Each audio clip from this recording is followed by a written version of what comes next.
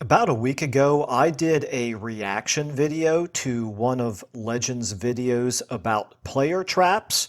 And here I am again about to do another reaction video to another one of Legend's videos. This one about the Has Total War Fallen, which is in itself a reaction to Pixelated Apollo's video. And this is not something that I intend to make a habit of. I don't consider this to be a reaction channel. So it's just sort of coincidence. First of all, I think that Legend's perspective on these things is really valuable, so it always kind of gets me thinking anyway. But in this particular case, this is the second time in a week that he has actually jumped into a topic that I have given a lot of thought to. I was actually thinking of making a video wherein I'm going to talk about, or wherein I was going to talk about some of the things that I am going to talk about in this particular video. So in any case, he has suggested in his video that he's okay with people doing a reaction to it. He'd like to see a discussion on this. And again, I feel like I have a little something that I can add to this discussion. Now, I do agree with most of what Legend says. I don't really disagree with anything, except that I think that maybe he doesn't go far enough in one or two particular respects, and I'm going to get into that in just a second. So in terms of this particular topic, I'm going to play a couple of clips from this video. I'm not going to go through the entire video. It's a little bit more than a half an hour long. I would, of course, encourage everyone to go ahead and watch his video if you haven't seen it already. Watch it in its entirety. Obviously, I wouldn't be able to make this video without his. Just wanted to make sure that I give credit where credit is due. To him for starting this conversation, or actually for continuing this conversation, because it is the video he's reacting to that I suppose started this conversation. Anyway, enough said about all that. The main point that I want to make in reaction to he talks about it's a more complicated question to answer when you say Has Total War Fallen than the video that he's reacting to makes it out to be. And I agree with that. I think it's actually even a little bit more complicated than what Legend makes it out to be. And I don't want to suggest that he doesn't feel this way, but he doesn't specifically really talk about it very much, which is I think that Creative Assembly is in a difficult position. And I'm going to go into a little bit more of the specifics than he does about why CA is in that difficult position. So I think that I'll go ahead and hold off for now. I'm going to play a couple of minutes of his video, and then I'm going to go into exactly what I mean. So let's go ahead and start here at the very beginning. Looks like the first one that I want to play here is about 2 minutes worth. And today I want to do a bit of a reaction video to Pixelated Apollo's video called Total War Has Fallen, which he released 2 days ago. I'll leave a link to this video in the description. Highly recommend you check it out either before or after this video. It's entirely up to you. I'm not going to be going through the video and watching it in this one here, but more addressing some of the points and continuing on the conversation that he started here, which I do really appreciate that Pixelated Apollo has done. And just started this conversation. I don't know if he really wanted anyone to react to it. Maybe he thought some people would, maybe he thought they wouldn't. I don't know. I haven't spoken to him personally or privately in regards to this. But I watched this video twice. I made some notes on the things that he said. Some of the things he was saying are very interesting. But also some of the things he said I think were actually not very good. And I'm going to address those and just be honest with him about, or with you guys as well, with, I guess, some of the argument fallacies that he's made, so that we can stop making these argument fallacies, because they don't serve any purpose, and they actually serve to actually invalidate everything that he said here. And I don't want to see that, because he's got some really good points, but he's made some dumb points as well. And the thing is, in this day and age, is that if you are 95% correct about stuff, but people will hone in on that 5% that you're incorrect, and use that 5% to invalidate everything else that you've said. Okay, got to pause right there for just a second. He says a little bit more that I'll get to in a moment. But yeah, he's 100% correct. You see this obviously not just in discussion about video games. You see this in pretty much other aspects of our everyday lives. I don't want to get into politics here, but it certainly applies there. It applies to a whole lot of things. If you say 20 things that are correct and one thing that's incorrect, people who have a vested interest in wanting to disagree with you are going to use that one thing that you said wrong to invalidate everything else that you've said. So just something to always keep in mind. So you've got to be really careful about making argumental fallacies. Now, the first thing I want to address here is the actual title, Total War Has Fallen. Do I personally think that Total War has fallen? Is it the end of Total War? Yes and no. It depends on what happens in the next few years. We're in a crossroads right now because in the past couple of years, Creative Assembly has released some of its best content ever, but also simultaneously some of its worst. And so I really don't believe that Creative Assembly is completely immune to having themselves shut down. I think that if they make the wrong plays, if the next couple of Total War games are flops, that Sega will shut them down. It won't be like an instant thing. They'll keep losing more. Okay, I'm going to go ahead and pause him right there. And actually, I'm going to jump ahead to the 3-minute mark here and play another 15 seconds, I think.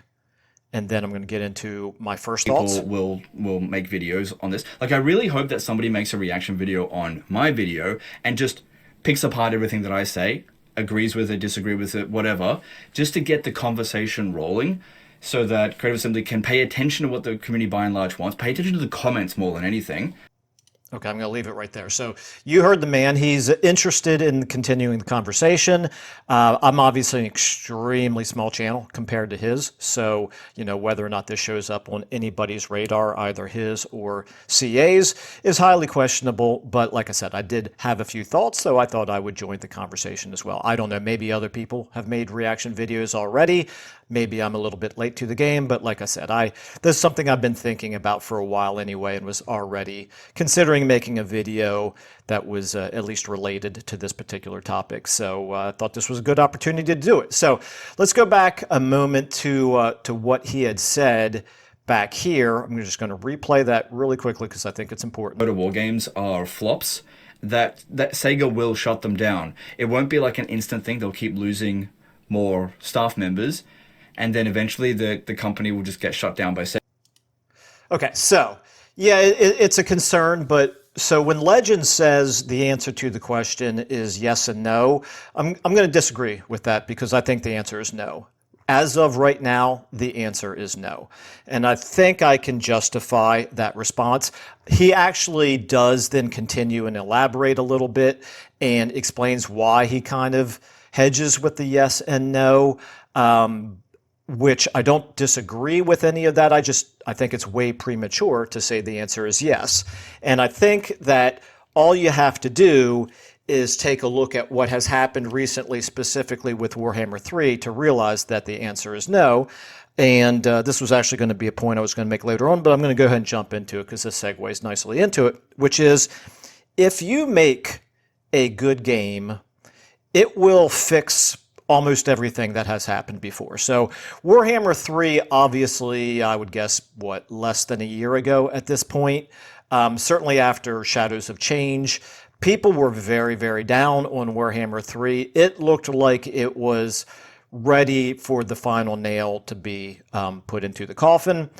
And yet they turned around and they released a really good DLC right after that, Thrones of Decay.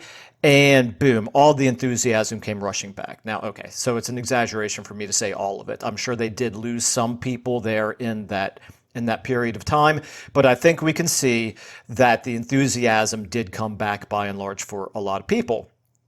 And I just think that's indicative of the video game industry as a whole, which is you see this with Blizzard and World of Warcraft recently as well. You can have a franchise that is in decline, and then all of a sudden you release something that people like, and all of a sudden you reverse your fortunes. So until CA is dead, then CA isn't dead.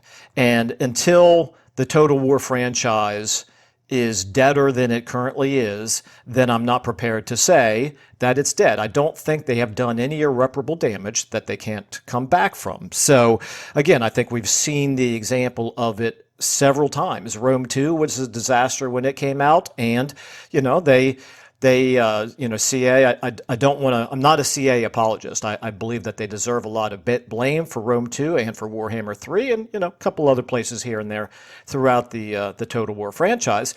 But they've sometimes make mistakes, which game companies do sometimes. Perhaps they took their customers for granted. Well, they certainly took their customers for granted. They were perhaps cavalier with their QA cycles or whatever. And they release games with some serious flaws. But in every occasion, they have been able to turn it back around by taking things seriously, by working extra hard, maybe to to deliver a better product. And thus far, they have been able to do that. Does that mean they, as Legend alludes to here, he says, they're not immune to to disaster. They could potentially release a few more bad titles, and that could be the end of CA. I totally agree with that. I just don't think we're there yet. I don't think there's any reason to believe that we're there yet. I think the momentum right now is positive. Now, the rest of his video, he talks an awful lot about comparing Warhammer to games like Pharaoh. Pharaoh, yes, indeed, I agree with him. Big disaster. They sort of they threw bad money or threw good money after bad, so to speak. They tried to fix it. I actually think that Pharaoh is a good game right now, but I can absolutely understand the complete apathy out there by most players towards Pharaoh. And he mentions a couple of others as well. He mentions specifically about how a game like Rome 2 and Warhammer 3 and all of the criticism that they received. I'm kind of doing a summary of the next 20 minutes of his video here. All the criticism that they received, and rightly so, is better than what happened to Thrones of Britannia and Pharaoh. Well, actually, no, let's exclude Thrones of Britannia. It's better than what happened with Pharaoh, which is largely people just decided not to get it. And there was a little bit of criticism, but it wasn't anywhere near as much criticism as Rome 2 and Warhammer 3. And that's because there just weren't as many fans interested in it. If you have a lot of fans who are complaining about something, it means that there's genuinely a lot of interest in it, which means there's an opportunity to fix the problems and still bring those fans in. Okay, anyway, like I said, if you want more details on that, that's what a big chunk of his video is all about. And I do think he makes some really excellent points in that respect. Now, I do want to mention one other thing, which is I think there's two really important things to keep in mind as we move forward in this discussion. One of them is what I just said, which is if you make a really good game that people are enthusiastic about, it will undo much of the damage of what came previously. And we've seen that at work in the Total War franchise already. The second main point that I think is important to keep in mind is whenever you have a franchise, whether we're talking about movies, whether we're talking about books, whether we're talking about video games, whatever it is, the thing that you want to do is when you release a new title, the goal is always going to be to capitalize on the existing audience that you've got. You want the people who already like your franchise to invest their hard-earned money into buying more of it, but also you'd like to grow your customer base, right? Nobody ever releases a new title and said, boy, I hope we lose X percent of our existing customers. Or even they don't generally say, unless it's like the very tail end of something and they're just trying to milk a franchise for whatever little bit of money they could squeeze out of it at the end. They don't go into it saying, well, we know this is going to make less than the previous title, but let's do it anyway. That's just not the attitude. That's not the marketing perspective that anybody brings into this sort of thing. So when CA, I alluded to this at the beginning, CA is in a difficult position, which is they've got an existing customer base. And when they release new titles, what they want to do is they want to say, okay, how can we bring the most number of existing customers back and also potentially even grow our customer base a little bit more? And this next point gives me an opportunity to show off my really, really fancy graphic design skills here. So what we're looking at is a definition of the customer base that CA has to keep in mind when they're developing new titles. So I think, broadly speaking, we can divide Total War fans, Total War customers, Total War players into two different groups. You have your historical title fans and you've got your fantasy fans. Currently, this means Warhammer, but it could be expanded to other titles if they do, in fact, release other fantastic titles for Warhammer. I'm sorry, for Total War. So what you look at is you've got these two different groups who come into the next game that comes out with slightly different expectations, and CA has to balance this. CA has to consider both of these things. Now here is where it gets a little bit more complicated because, of course, these are not two distinct customer bases because there's overlap. So what you actually have are your Total War historical title fans, and these will define as the people who would buy a good, not necessarily a bad one, but a good historical title for the Total War franchise. And then you've got the fantasy fans, in this case Warhammer, who will buy, the DLC or whatever that keeps coming out for Warhammer. And then they overlap. And so you've got these folks in the middle who basically don't care, or they are what I would refer to as Total War agnostic, meaning if it's a good Total War game, doesn't matter if it's historical or fantasy, they'll give it a try. And I know that this group exists, I just don't know how big it is, but I know that I'm a member of this. I really like the historical titles, and I really like Warhammer as well. But this is where we kind of get into some extra complication, which is it's very difficult to release future titles where you're trying to keep your existing customers and make it more appealing to other customers. It's very difficult to do that while taking away certain things that people have gotten used to.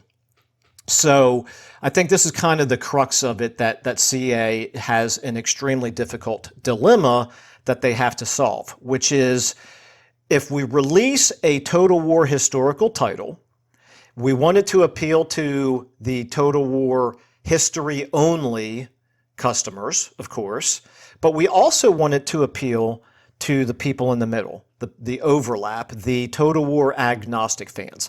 They probably realize they're not going to get the Total War fantasy-only fans, but they do want to get the people who overlap, who are Total War agnostic, meaning as long as the game is good, they'll happily play it. But what does that mean for the game to be good? And this is, I think, where it gets really tricky. So I'm going to go ahead and jump forward and play a little bit more of Legend's video here. And then I think he actually very briefly touches on this almost as an afterthought at the very end. But I actually think it's one of the most important points of this entire thing to keep in mind. And that is when people say that, oh, but you can't go back to history after fantasy. Fantasy killed history for me. And I can kind of explain why this has happened within Total War and how this is not actually the real case of things. If anything, there is more demand for a good historical Total War game than there is for a good fantasy Total War game, like Total War Warhammer. There's way bigger potential. It's just that Creative Assembly doesn't capitalize on it very well at all. And so I'll use some specific examples. Now, okay, so I'm not going to play through again the next few minutes of what he talks about here. He does give some good examples. He talks about Paradox. He talks about the historical titles, which, mechanically speaking, there's less in some of those games than there is in the Total War franchise, and yet those games are still obviously extremely popular. He then also gives the example of you can go back and look at the numbers of Total War players who are still playing the older titles, Rome 2, Medieval 2, things like that. And there are tons of players who are still playing those. The modding community helps. And he touches on all those different things. Again, I would encourage everybody to go out and listen to what he has to say. But I think he makes the point, which is a good one, that there is still a market out there for historical titles. Now, again, I think this matches with what we've talked about in terms of our Venn diagram here of the different customer bases. There is definitely still a customer base out there who is very interested in historical titles. Some of them are only interested in historical titles. Some of them are interested in historical titles if they're, going to provide an experience that's just as much fun as Warhammer Fantasy has been, for example. And then I want to jump forward to one last point that he makes. 3035, Michael. See if you can get close to it here. The point I'm trying to make here is that you can't dismiss the value of the historical fan base. It's bigger than Warhammer. Maybe not as big as Warhammer 40k. I guess we'll see how that goes when the time comes. But if there's these arguments of like, oh, just dismiss everyone that likes history because fantasy is where it's at, that's just such a stupid statement. It's not that there isn't a huge historical fan base. It's just that they're super disenfranchised. They're not interested, disillusioned with the games that are coming out. And it's important to get them back and talk about what they want, so that Creative Assembly can actually make it, so that they can have a historical Total War game with wide appeal. And the way that we're going to do that is by having these conversations and not dismissing each other's point of view. The market is out there. People are willing to spend the money. I am certain that if Creative Assembly made a Medieval 3 that was in the same spirit as Medieval 2, not saying it has to be exactly the same sort of spirit of it, where the battles feel good and the campaign aspect feels good and the characters you really feel for them, that you would bring a lot of these old Total War players straight back in, and then they would become the new Total War fans again. And I think one of the things that will help that happening is, again, don't dismiss other people's point of views, but what they desire. Stop using the arguments of purity, because it's a stupid argument. And respect each other's opinions. If you like a game for whatever reason, don't let anyone tell you that you like something that you shouldn't, or dislikes. Anyway, because that's something that Pixelated Polo does a little bit in here as well. As actually does it a fair bit. Basically say that the Warhammer games are bad. The Warhammer games, you may not like them, but they're not objectively bad. They're objectively good because a lot of people play them. And who are you to say that some people, shouldn't like something?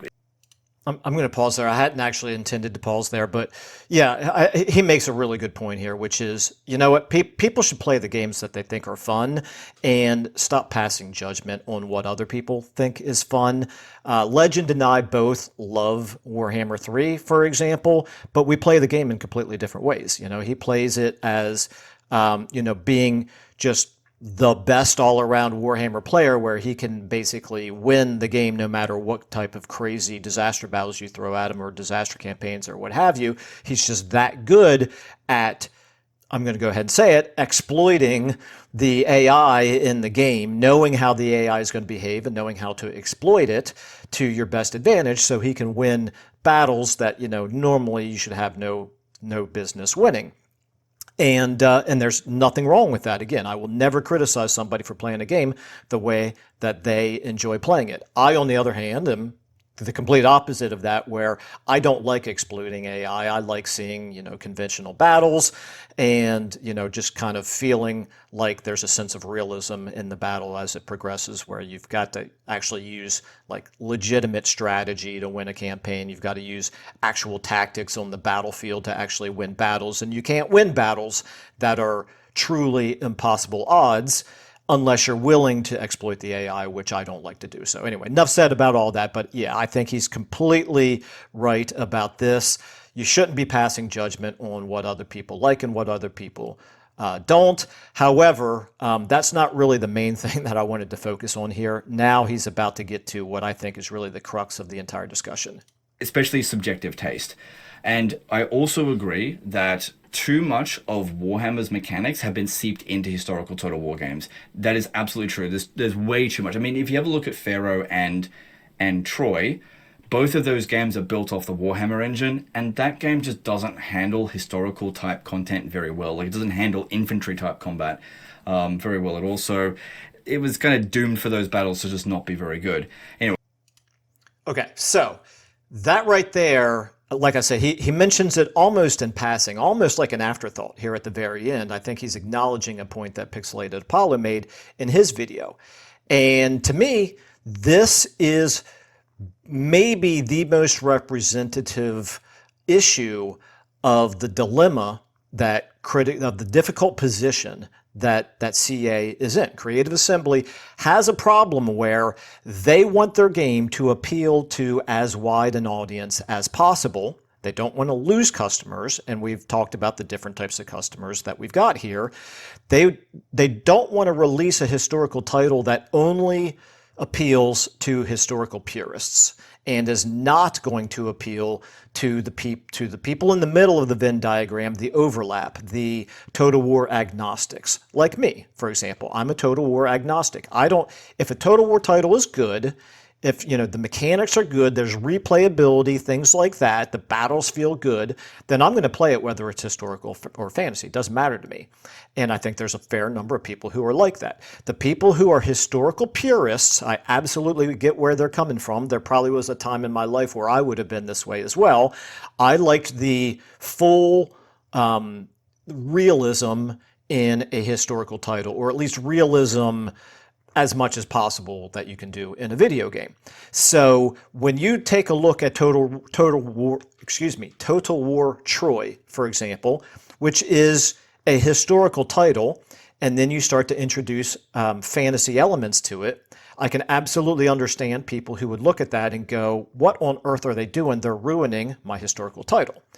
But the problem that CA is in is that one of the main criticisms of historical titles, and I think this is more true now than it ever has been at any other point, is that a lot of the historical titles lose replayability because there's just not that much variation in how a campaign plays out depending on which faction you play.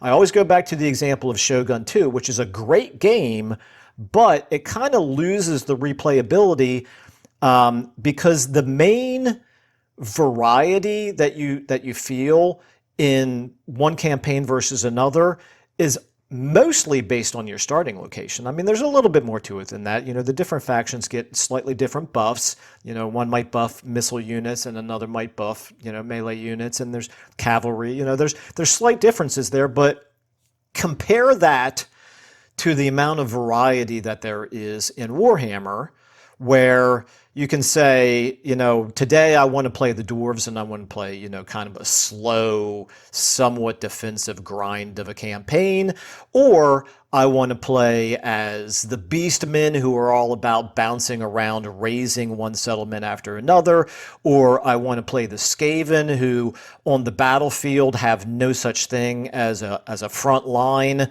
You can't use hammer and anvil tactics very effectively with the Skaven because there's no anvil for which your hammer to strike the enemy from behind or from the side, just because your troops are constantly routing all the time, but they're breaking, but then they recover and you can throw them back in. Skaven battles tend to be extremely chaotic and mobile, whereas dwarf battles, you just kind of stand there statically and you hold the enemy in place while your damage dealers do their thing. And there's just so much variety in the way the battles play out, and then there's the same thing at the campaign level where you've got just wildly different types of abilities for the different legendary lords, sometimes even within the same race. We talked about Skaven, so you can take a look at Throt the Unclean, who has all of these mechanics engineered to help him out with beasts, whereas when you play Skrulk, you don't even care about your beasts at all because you're focused on other types of units.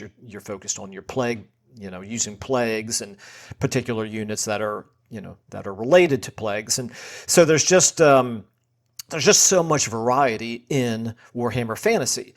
And the thing is, where Legend says, and others as well, say that there's just no room for the fantasy mechanics in a historical title, yes and no. This is where I would say yes and no, because there's absolutely limitations in what you should be doing in terms of fantasy in a historical title, but at the same time, players at this point have come to expect a lot of replayability in their Total War game because they have it with Warhammer. They're expecting a lot of variety in the mechanics. It's fun to play a new faction in Warhammer for the first time because you're having to learn completely new mechanics. You play the Chaos Dwarfs, if you've never played them before, let's say that you're used to playing Emperor Karl Franz and the Empire. Now you're playing the Chaos Dwarfs instead. Well, you've got all these new resources that you have to learn, how to maintain and what the proper balance of them is. And it's just like that when you go from one faction to the next. There's just so much variety. And so much of that variety is because of the fantasy. How do you introduce into a game like Total War Pharaoh a lot of different varieties? So this is a criticism that people rightly have of Total War Pharaoh, which is it's a fun game, but it gets old quickly because there's just not that different of a feeling when you play, an Egyptian leader versus a Babylonian leader. Overall, basically the resources are the same, the battles are the same, the units are largely the same, and so it's a difficult position for CA to be in, to try to release historical titles and still have it feel like it has enough variety in the mechanics that people aren't just going to play it one time and be like, yeah, this is same old at this point. I'm not going to keep playing it. So hopefully that makes sense. I think that this is going to be the real trick for CA with everything that they do moving forward. I've said it before, I sort of alluded to it in a video that I released a long time ago, which is CA needs to be careful because it's not that the Total War franchise has fallen, but the question is, has Warhammer ruined Total War historical titles? And that's too much of an overstatement to suggest that they have, because we know there, as legend says, and as we talked about with our Venn diagram, there are absolutely players out there who are hungry for a really good historical title. The problem is, how do you introduce enough variety in your mechanics so that people who are used to 10 years worth of DLC and patches that are introducing new mechanics into Total War Warhammer, people who are used to that, how do you get them to accept a new title coming out that doesn't have anywhere nearly as many complex mechanics, that the campaigns don't feel as different from one another as they do in Warhammer? I don't know the answer to it, but that's why I'm suggesting that CA, they spend a lot of money on designers to figure these things out. So hopefully they're on top of it. But this is what they have to, this is the dilemma that they have to solve. How do they release new titles that are going to appeal to everybody within the circle, not just the people who are the purists? So when you release a historical title, you don't want to appeal to just the